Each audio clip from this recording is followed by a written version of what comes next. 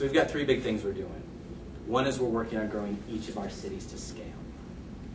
So in Boston, that means 20% of the Boston elementary schools will be Peace Game schools. 1 out of 5 kids in my city, in the schools where my daughter goes to school, are going to be in Peace Game schools. In Los Angeles, we're adopting a 7-square-mile area of the city, 17,000 kids, and actually working with high school students for the first time. That will be in this peace zone we're creating at the University of Southern California. Next, we're going to figure out New York. If anyone wants to help with that, talk to this man. The year after that, we're going to look at Chicago. But the idea is to build these centers of peace and justice in communities.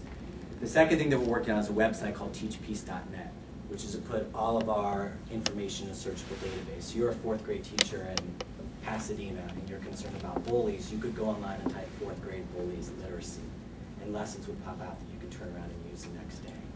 And then the third project, which is near and dear to my heart, is we're going to build basically a Nobel Peace Prize for kids.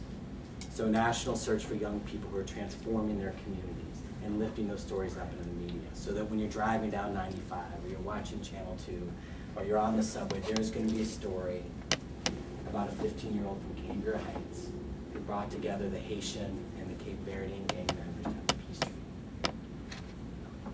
to lift those stories up into the media.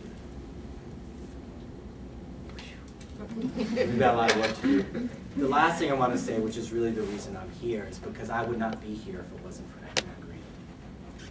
I mean, just imagine that. You know, I just described all the stuff that we are doing.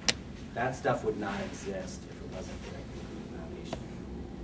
They took an angry 22-year-old kid who had his own experiences with violence growing up, when no one else would answer my phone calls, or my letters, or my knocks on their door.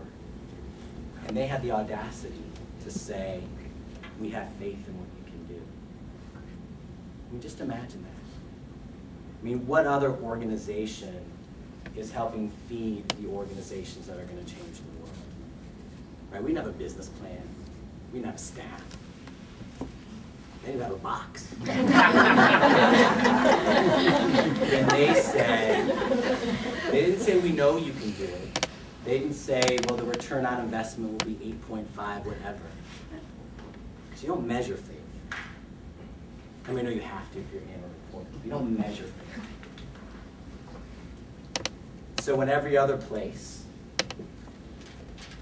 every other foundation, every other person wouldn't invest in us, Echoing Green did. And who else when someone says, no, you can't, that's never going to happen, why, is going to say why not? And so I'm deeply indebted to you for that investment, along with the 50,000